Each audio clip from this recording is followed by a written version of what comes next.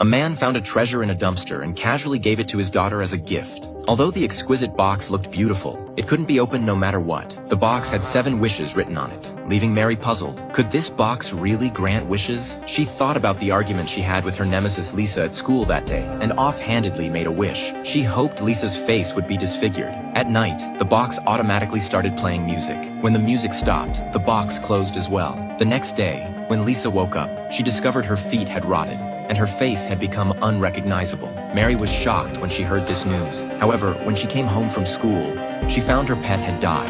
It turned out that every time Mary made a wish, a life around her would be lost. But Mary didn't notice this pattern. To cope with her sadness, she picked up the box again and made a second wish. She hoped her classmate Mike would fall in love with her. The next day, Mike suddenly appeared in front of her and broke up with his girlfriend for her. At the same time, Mary's elderly grandfather wanted to go swimming, but accidentally slipped and fell into the pool. When Mary returned home, her father told her that her grandfather had passed away, leaving a huge inheritance, but their names weren't written in the will. Mary was eager to inherit this fortune, so she made a third wish, hoping to inherit all of her grandfather's estate. The next day, her wish came true. Her father received a call from a lawyer notifying them to collect the inheritance. The father and daughter were ecstatic. They moved out of their old house into a 50,000 square meter mansion and got luxury cars. Mary's life had completely changed. She started going on crazy shopping sprees with her best friend and eating at KFC. However, while she was enjoying these pleasures, her neighbors couldn't escape the magic of the box. One day, a neighbor's hair got caught in a blender while washing dishes and they died on the spot. All these strange phenomena made Mary very intrigued by this box.